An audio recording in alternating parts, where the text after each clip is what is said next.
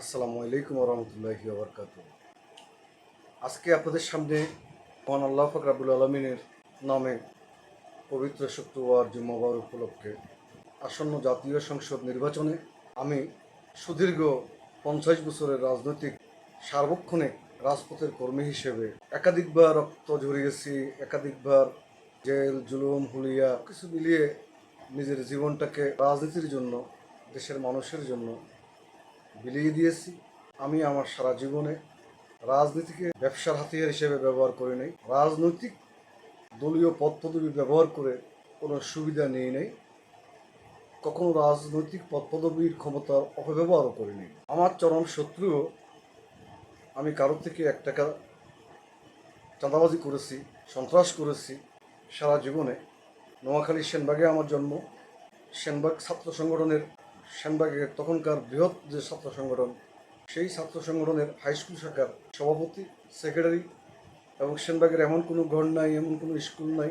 সেনবাগের প্রথম কলেজ আমার পরিবার করেছে, যেটা এখন সেনবাগ সরকারি ডিগ্রি কলেজ নামে। এটা আমাদের পুরাতন বাড়ি, আমার পূর্বপুরুষের বাড়ি, যেটাকে নোয়াখালীর ভাষায় ছাড়া বাড়ি বলা হয়। এখানের এই কলেজের পুরো সম্পত্তিটাই আমার পরিবারের, এবং আমার পরিবারের উদ্যোগে এই কলেজটি প্রতিষ্ঠিত হয়েছিল। তখন বৃহত্তম নোয়াখালীতে 3টি কি 4টির বেশি কলেজ ছিল না। ছাত্র জীবন থেকে, হাই স্কুল জীবন থেকে রাজনীতির সাথে সম্পৃক্ত। সেনবাগ নোয়াখালী হয়ে জাতীয় পর্যায় পর্যন্ত ছাত্র রাজনীতি এবং যুব রাজনীতি, সর্বশেষ যুবদলের ভাইস প্রেসিডেন্ট। আমি অন্য এলাকার কোনো লোকের তো প্রশ্নই হলো না, আমার নোয়াখালীর লোকদের কাছেই আমি, বৃহত্তম নোয়াখালীর লোকদের কাছে আমি আবেদন করে বলবো, কোনোদিন আপনাদের কারো কাছে চাঁদার জন্য গিয়েছে কিনা, চাঁদাবাজি করেছে কিনা, খারাপ ব্যবহার করেছে কিনা, ধমক দিয়ে কথা বলেছে কিনা। আমাদের রাজনীতি মানুষের জন্য। শহীদ প্রেসিডেন্ট জিয়াউর রহমানের ব্যক্তিগত চরিত্র এবং ইসলামিক ইমানদারিত্বের সংমিশ্রণে হজরত খলিফা ওমর রাদিয়াল্লাহু আনহুর মতো যে আদর্শিক মূল্যবোধকে ধারণ করতেন শহীদ প্রেসিডেন্ট জিয়াউর রহমান, সেই আদর্শিক মূল্যবোধকে ধারণ করেই মূলত আমার রাজনীতি। যে রাজনীতি নির্লোভী, নিঃস্বার্থ। রাজনীতি করার অর্থ হচ্ছে মানুষের জন্য কিছু করা। রাজনীতি করার অর্থ হচ্ছে নিজকে, নিজের সমাজের জন্য, নিজের মানুষের জন্য, নিজের দেশের জন্য উৎসর্গ করা। রাজনীতির মানে অর্থ কামানো নয়, রাজনীতির মানে 10% 20% নয়। রাজনীতির মানে জনগণকে ধোঁকা দিয়ে 500 টাকা 1000 টাকায় ভোট কিনে যুব সমাজের, ছাত্র সমাজের চরিত্র হনন করে যুব সমাজ, ছাত্র সমাজের হাতে মাদক গাঁজা ধরিয়ে দিয়ে তাদেরকে বদলা হিসাবে, কামলা হিসাবে খাটানো, এর নাম রাজনীতি নয়। রাজনীতির নামে জাকাতের কাপড় বিলিয়ে জনপ্রিয় হওয়া, এর নাম রাজনীতি নয়, এবং এর নাম ইসলামও নয়। আবার রাজনীতিকে বিক্রি করে রাজনৈতিক ধমকে, রাজনৈতিক গরমে অন্যের উপর মাতব্বরি করা, ক্ষমতা ফলানো, এই কাজটি আমি জীবনে করিনি, এবং যারা করে তাদেরকে ঘৃণা করি, আজীবন ঘৃণা করছি, এখনো করি। আপনারা বিশ্বাস করুন, সারা পৃথিবীর কথা কি বলবো, বাংলাদেশের কোথাও আমার কোনো সম্পত্তি নাই।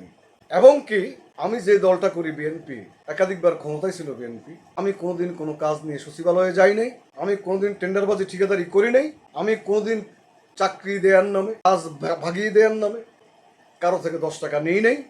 এবং এক কথায় হারাম পথে অর্জিত হওয়ার যে পথগুলো, সেই পথে আমি হাঁটি।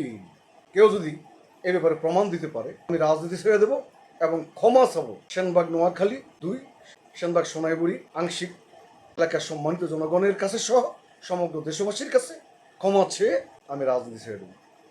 আমার জীবনে আমি ঠকবাজি জোচ্চুরি করে নাই। এলাকাতে এমপি হয়ে জনগণের মাথা ফাটিয়ে টাকা লুট করে এনে কোনো জুয়ার টেবিলে জীবনে কোনোদিন আমি যাই নাই। অর্থাৎ জুয়া খেলা কি জিনিস আমি আজ পর্যন্ত জানিই না, দেখি, মানে আসের নাম কোনটা কি এটাও আমি বলতে পারবো না। আমি বলছি না আমি ফেরেশতা, আমি দেবতা, স্বর্গীয় দেবদূত, না। আমার অনেক ভুল আছে, অনেক ভুলও করেছি, আবেগে অথবা পরিপার্শ্বিক অবস্থার প্রেক্ষিতে নেহায়েতেই ভুল। জেনে শুনে কোনো অন্যায় আমি করিনি, জেনে বুঝে জ্ঞান মতো কোনো অপরাধ আমি করিনি। নিজের জ্ঞান দিয়ে, প্রজ্ঞা দিয়ে, বুদ্ধি দিয়ে, কাম দিয়ে, শ্রম দিয়ে যতটুকু পেরেছি, যারা আমার কাছে সহযোগিতার জন্য এসেছেন, সহযোগিতা করার আপ্রাণ চেষ্টা করেছি। হয়তো বা নগদ টাকা দিতে পারিনি, বা যে ক্ষেত্রে সামান্য কিছু সম্ভব সেটা, আর সেটা বলার বিষয় নয়, এগুলো গোপন থাকেই ভালো। আমি এবং আমার পরিবার অতি দুঃখে কষ্টে গত 18 বছর, 18 মাস বাসে থাকতে পারিনি, একাধিক মামলা, তারপর 28 অক্টোবর 23-এর ঘটনা আপনারা জানেন।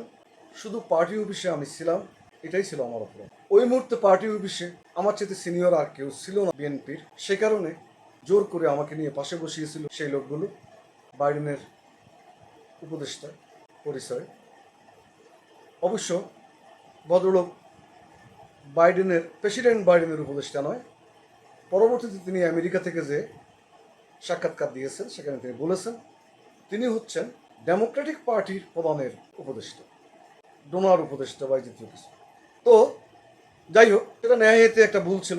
বাইরে গুলি চলছে, বিএনপি অফিস কাদু লেগে আসে, কারো মুখ কেউ দেখার মতো অবস্থা নাই, পারিপার্শ্বিক অবস্থায় কোনো চিন্তা সিদ্ধান্ত নেওয়ার তো অবস্থা ছিল না। হয়তো বড় মাপের একজন লোক আসছে, তাকে সম্মান দেখানো, সে ভুয়া কি সিটিং, ওই বিচার তো তখন আমাদের করার মতো অবস্থা ছিল না। এই কপিওটা তলব করছি আমার জীবনে, পুরো রাজনৈতিক জীবনে এই একটাই বড় ভুল। সঠিক জায়গাতে ছিলাম, একটা ভুল কাজ সেখানে হয়ে গেছে। পরবর্তীতে আবার বুঝলাম যে বিভিন্ন সাক্ষাৎকারে বিভিন্ন মাধ্যমে যে আমার চাইতেও আরও অনেক বড় নেতা কর্মীদের সাথে তার দেখা হয়েছে, কথা হয়েছে। সেই ভদ্রলোক লেফটেন্যান্ট জেনারেল হাসান সরওয়ার্দী সাহেব সেখানে ছিলেন, তিনিও ইশরাকের পশ্চিম পাশে বসা ছিলেন। তো যাই হোক, সেই ভুলের জন্য যদিও আমি কোনো অন্যায় করি নাই, এক তিল পরিমাণ অন্যায় করি নাই, তবুও অনেকের মধ্যে এই প্রশ্নটা কাজ করে যে এই কাজটার কারণে আমাদের ক্ষতি হয়েছে। বিবর্তন মিশনের দর্শকবৃন্দ, সেনবাগ নোয়াখালী, সেনবাগ সোনাইমুড়ি আংশিকের সম্মানিত জনগণ এবং সারা বাংলাদেশের বিবর্তন মিশনের দর্শকদের প্রতি অনুরোধ, আমার এই ধারাবাহিক চলমান যে বক্তব্য এর শেষাংশ দ্বিতীয় পর্বে আসবে।